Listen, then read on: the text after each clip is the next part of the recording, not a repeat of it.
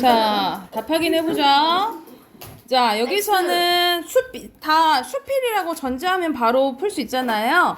나와 글쓴이는 일치하죠. 그리고 경수필 맞고요. 그리고 밑에는 봄에 대해서 자유롭게 표현했으니까 개성이 드러나고 긴 문장이라 보니까 만연체죠. 그리고 5번에 교훈이고 꾸미는 말을 사용하지 않으니까 건조체가 되겠죠. 밑에 무성, 아문, 재간, 불화고요.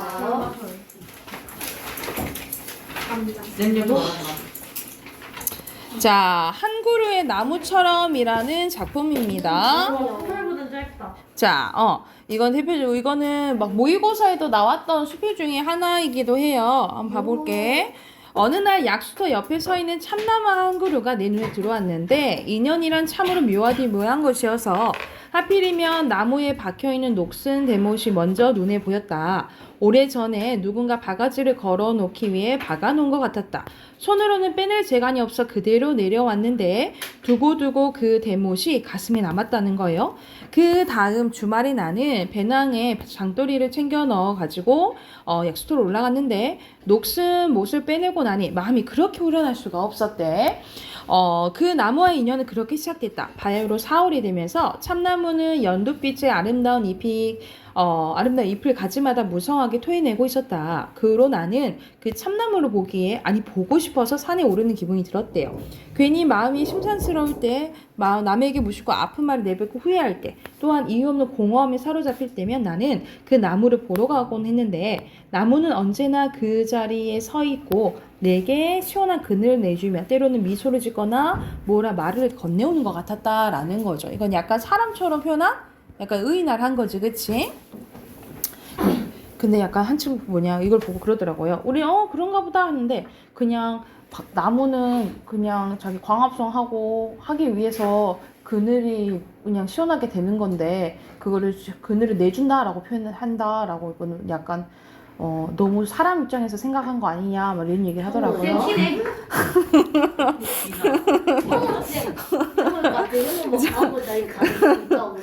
왜 자꾸 나는 형우가 가끔 이런 얘기를 하면 왜 지금 이거 형우 만나. 그래 형한테 은이 가고 볼까 이렇게 하는데. 네. 시끄러워 막 학교에서. 형우가 자기 과학부 그냥 삭발이라고. 그래서 은이 가고 보내 안돼 그냥 진짜. 그래서 가끔 정윤이 안보도 물어요. 정윤이 잘 있죠? 잘 다니죠? 하고 물어보기도 하더라고. 그냥 찍으니까 뭐는데 궁금해하지 말라. 조종이야? 자, 이어서 지난 주말에도 나는 산에 다녀왔는데 눈이 내린 날이었다. 불과 일주일 만에 약수터의 참나무에 제 스스로 모든 잎을 떨군 채 찬바람 속에 무연히 서 있었는데 그리고 침묵의 시간으로 돌아가는데 더 이상 말이 없었대요. 나는 내가 못을 빼냈던 자리를 찾아보았는데 상처는 아직도 완전히 아물지 않는 상태였대. 그 헐벗은 나무를 보면 난 생각했다. 그동안 나는 사소한 일에 얼마나 자주 마음이 흔들렸던가. 또 어쩌다 상처를 받게 되며 얼마나 원망의 시간을 보냈던가.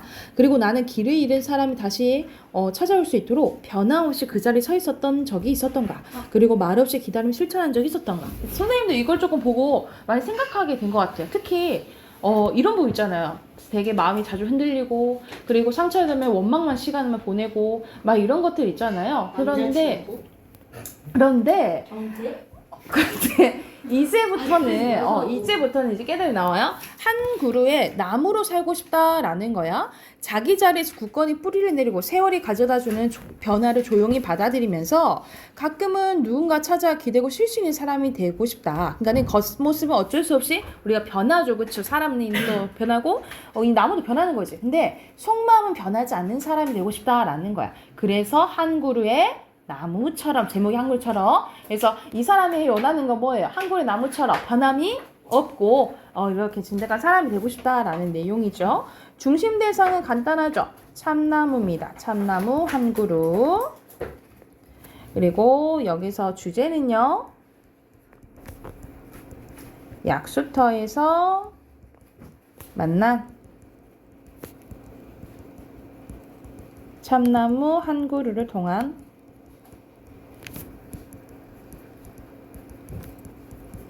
자기 성찰이 들어간다라고 보시면 돼요. 뒤에 문제 가서 네, 보도록 하겠습니다. 네, 좋아요. 예전에 저거 예빈이가 했었던 것 같은데. 야 열심히 바뀌는 거지. 베끼는 어, 거지. 1번에 4, 2번에 5번, 3번에 5번이고. 아우 좋아. 자, 실수. 베끼는 거 나희덕의 실수라는 이것도 수필인데, 네. 자, 언젠가 자기 실수에 대해서 얘기해. 언젠가 비고니들이, 그러니까 스님이죠. 스님이 사는 암자에서 하룻밤을 묵은 적이 있다. 다음날 아침 부스스해진 머리를 정돈하려고 하는데 빛이 마땅히 눈에 띄지 않았대요. 원래 여행을 할 때 빛이나 화장품을 찬찬히 챙겨가지고 다니는 성격이 아닌데다가 그날은 아예 가방조차 가지고 있지 않았는데 그러던 중에 노스님이 나오시길래 노스님한테 스님 빛 좀 빌릴 수 있을까요? 라고 한 거야. 근데 스님은 갑자기 당황한 얼굴 나를 바라봤대. 그제서야 파르르하니 깎은 스님의 머리가 유난히 빛을 내며 내 눈에 들어왔는데 근데 나는 거기가 비구니들만 사는 곳이라는 걸 사실 깜빡했고 엉뚱한 질문한 거예요. 그래서 본의 아니게 노스님을 놀린 것 같아서 어쩔 수 모르는 나에게 스님은 비웃으면서 저쪽 구석에 가방이 하나 있을 텐데 그 속에 빛이 있을지 모른다라고 하셨다라는 거예요. 그래서 안 그래도 서러운데. 자 그래서 이거는 악의가 없는 거예요. 악의가 적숙이지 않는 실수는 봐줄 만한 구석이 있습니다. 그래서인지 내가 빈번히 저지른 실수는 나를 공경에 빠뜨리거나 어떤 관계를 불화로 이끌기보다는 의외의 수학이나 즐거움을 가져줄 때가 많았는데요. 겉으로는 비교적 차분하고 꼼꼼해 보이는 인상이어서 나에게 긴장하던 상대방도 이내 나의 모자란 구석을 발견하고는 긴장을 풀 때가 많았다. 또 실수로 인해 웃음을 터뜨리다 보면 어색한 분위기가 가시고 초면에 쉽게 마음을 트게 되기도 했다라는 거죠. 그렇다고 이런 효과 때문에 상습적으로 실수를 반복하는 것은 아니지만 한번 어디에 정신이 집중하면 나머지 일에 대해서는 거의 백지 상태가 되는 버릇은 쉽사리 고쳐지지 않는다. 그러니까 이 사람도 이제 약간 멀티가 안 되는 거죠. 특히 풀리지 않는 글에 붙잡고 있거나 어떤 생각거리에 매달려 있는 동안 내가 생활에서 저지르는 사소한 실수들은 내 스스로 어처구니가 없을 정도인데 그러면 실수에 어처구니 없으면 어디서 나오는 걸까? 원래 어처구니란 어떤 뜻이냐면 엄청나게 큰 사람이나 물건을 가리키는 뜻의 어처구니였대요. 근데 그저 그 부정어와 함께 굳어지면서 어이없다라는 뜻으로 지금 이제 쓰인다라는 거지. 그러니까 크다라는 뜻 자체는 약화되고 그것이 크든 작든 우리가 가지고 있는 상상이나 상식에 벗어난 경우를 지칭하게 된 것이다. 그러니 상상에 빠지기 좋아하고 상식으로부터 자유로워질 사람에게 어처구니 없는 실수가 그림자처럼 따라다니는 건 아주 자연스러운 일이라는 거죠. 결국 실수는 이 사람 뭐라 생각하냐면 삶과 정신의 여백에 해당된다라는 거예요. 약간 비어있음. 그 여백마저 없으면 이 각박한 세상에서 어떻게 숨을 돌리며 살 수 있겠는가. 그러니까 이 각박한 세상에서 약간 담비 같은 게 뭐라는 거야? 실수다라는 거죠. 그리고 발빠르게 돌아가는 세상에 어떻게 휩쓸려가지 않고 남아있을 수 있겠는가. 어쩌면 사람을 키우는 것은 능력이 아니라 실수의 힘일지도 모른다. 이런 실수하면서 사람들도 다 뭐한다 이 말이에요. 성장한다 라고 보시면 되겠죠. 왜 자꾸 시계 봐? 좋아요? 없어요. 성장하는 거예요. 아 끝났겠다. 우리가 한번 우리가 실패는 뭐라고 해요? 성공해. 엄마. 엄마. 어머니가. 맞죠. 근데 엄마와 어머니의 그 어감 차이가 정말 다르다. 뭔가 엄마. 그래서 그렇잖아요. 그러니까 뭔가 시행착오가 있어야지 마마를 성장하는 거지, 그렇지? 그래서 오늘 하루도 머리야. 중심 대상은 실수고요. 주제는 삶과 정신의 여유를 가져다주는 항상 그렇게 얘기했는데. 실수의 가치입니다. 주아야, 네. 옆에 문제 아니야. 풀자. 아 맞다. 까먹었다. 응. 뭐 문제? 자, 답 확인해볼게요. 자, 순서대로 실수, 빚이죠. 5번에 알맞지 않은 거 몇 번이에요? 4번. 오히려 불화가 생기기보다는 오히려 즐거움이 이렇게 생길 수 있다 그랬지, 그치? 6번이 아닌 거? 3번. 4번. 3번이요, 4번이요? 4번이죠. 우리 처음에 봤을 어처구니 나오지, 그치? 그리고 7번은 30. 삶의 정신과 요배? 정신의 여백. 밑줄 그어줬어요. 의의 수학이나 즐거움 쓰시면 됩니다. 의의 수학이나 도덕질 꺼내서 뭐? 즐거움이요. 야. 문법책 꺼내세요. 저 수업 끝나는데 이거. 네? 쌤이랑 한번 또 신경 한번 보시면 안 돼요? 몇대 몇인지만. 자, 안 돼요. 자, 128쪽 하세요. 이거 했는데? 이거 하지 않았어요? 여기 했어요? 이거 입모양 이거 했던 거 같아요. 어디까지 했어요? 해서 저희 모음까지 128쪽까지 했어요? 잘했는데 이거. 안 했죠? 하고 저희 다 나서 끝냈었는데 이거. 다 해서 안 했어요. 뭐 말도 안 되는 소리 하고 있어. 다 끝냈었어요 쌤 이거. 안 했죠? 난 진짜 한 줄 알았는데. 자, 자음의 창제 원리, 모음의 창제 원리 할 거예요. 자, 우리가 지금 자음 총은, 지금이야, 현재.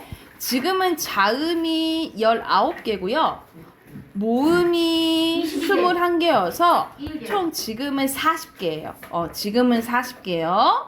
몇 개? 40개. 근데 자, 우리가 세종대왕이 한글을 이제 학자들이랑 만들었죠, 그쵸? 그때 당시 우리 한글이라 안 하고 뭐라고 해? 훈민정. 훈민정은 무슨 뜻이에요? 백성을 가르치는 바른 소리. 오케이, 백성을 가지고 바른 소리예요. 그래서 1443년도에 만들고 1446년도에 이제 반포를 합니다. 발표를 해요. 3년 동안 만들었어. 한 3년 동안 만든 게 아니라 그 후에 배포를 했다고요. 근데 저희 국어쌤이 가르쳐 주는데요. 어쩌라고. 우리 시험 때 그거 우리 시험 그거 시험이 이거야? 범이야. 아. 자, 15세기 때 만든 거예요. 15세기 때 만들었는데, 자, 시가 뭐예요? 15세기요. 그리고 자음에 그때 당시에 처음 만들었을 때는 기본자가 이제 몇 개를 만드냐면 여기서는 열, 한 개, 두 개, 세 개. 5개, 4개. 7개, 17개. 18개, 19개. 뭔가 삐리. 15개. 17자를 만들고요. 17자, 모음은 기본적으로 11자를 만듭니다. 그래서 총 28자를 만들었다고. 근데 그 외의 것이 있긴 한데 여기서는 딱 만들었을 때의 28자라고 생각하시면 돼요. 자, 그래서 먼저 자음의 창제 원리를 봐볼게요. 자음의 창제 원리는 원리가 3가지가 있습니다. 상형, 가회, 이체. 우선 오늘 자음만 할게요. 자음. 자, 상형, 가회, 이체가 있는데 상형은 무엇인가 본딴 거를 상형이라고 해요. 그래서 뭘 본땄냐면 우리 발음 기관의 모양, 우리 입 모양을 안에를 본땄다라고 보시면 돼요. 그래서 기본자를 만드는데 기본자가 5자입니다. 그 5자가 뭐냐면 기역, 니은, 미음, 시옷, 이응이에요. 이건 어떻게 외워요? 기역, 니은, 미음, 시옷, 이응이요. 가느다란 물방울 딴 거잖아. 그냥 외우시면 돼요. 5자밖에 안 되잖아. 기역, 니은, 미음, 시옷, 이응인데, 자, 먼저 기역은 뭘 본땄냐면 혓뿌리가 목구멍을 막는 모양이에요. 혓뿌리가 목구멍을 막는 모양. 그래서 어금니 소리라고 하고 한자로 쓰세요. 아음이라고 합니다. 아음. 자, 그리고 니은은 혀끝이 위리몸에 닿는 모양입니다. 그래서 혀소리라고 하고 설음이라고 하고요. 미음은 입의 모양을 본땄어요. 그래서 입술 모양이어서 순음이라고 하고요. 순음. 그리고 시옷은 치아, 이의 모양을 본땄어요. 그래서 치음? 오케이. 맞아요? 치음이라고 하고요. 나 진짜 절대로. 그리고 이응은 목구멍의 모양 본따서 목구멍 소리라 해서 후음이라고 합니다. 아, 이건.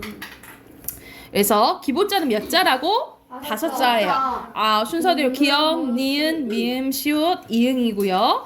자, 자, 가획입니다. 가획은 더할 가짜의 획이에요. 획을 더하다라는 뜻인데, 근데 획을 더할수록 어떤 특징이 있냐면 소리가 세집니다.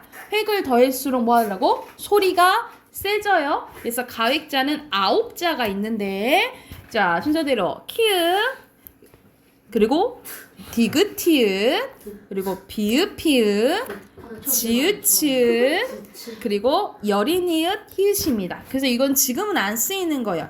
이걸 뭐라고 부르냐면 열인 히읗, 열인 히읗이라고 발음해요. 지금은 이제 추정할수록 안 쓰이니까, 그치? 약간 강한 이제 이응과 살이 소위라고 하는데, 지금 안 쓰니까 거의 이제 추정할 수 없고요. 이체는요? 네, 이체는요. 자, 획이 아까 전에 획이 더해주면 어떤 특징이 있다 했어? 소리가 세져요. 세진다 했죠. 근데 이체의 원리는 획이 더해진다 해서 소리가 세지지 않아요. 그래서 달리 만들었다 해서 달을 이자야. 그래서 달리 만들었다 해서 이체의 원리를 생각하시면 돼요. 그래서 소리의 세기를 나타내지 않아요. 그래서 총 3자가 있는데 이 3자가 아음에 해당되는 이거는 이걸 뭐라 부르냐면 원래 이렇게 생겼거든요. 옛 이응이요. 옛 이응. 옛날 이응에서 옛 이응. 그리고 리을. 그리고 반치읒. 이 세모는 반치음이라고 부릅니다. 반치음. 그래서 지금 안 쓰이는 게 3개 있죠. 옛 이응, 열인 이응, 반치음. 지금 안 쓰이는 거예요. 그래서 5자, 9자, 3자 총 17자 맞지, 그치? 그래서 17자 라고 보시면 되는데, 선생님 그러면 다른 것들은 쌍디귿 없어요? 라고 했을 때 쌍기역, 쌍디귿은 뭘까? 병서. 그렇지, 병서라고 보시면 되겠죠. 그래서 추가적으로 한번 써볼게.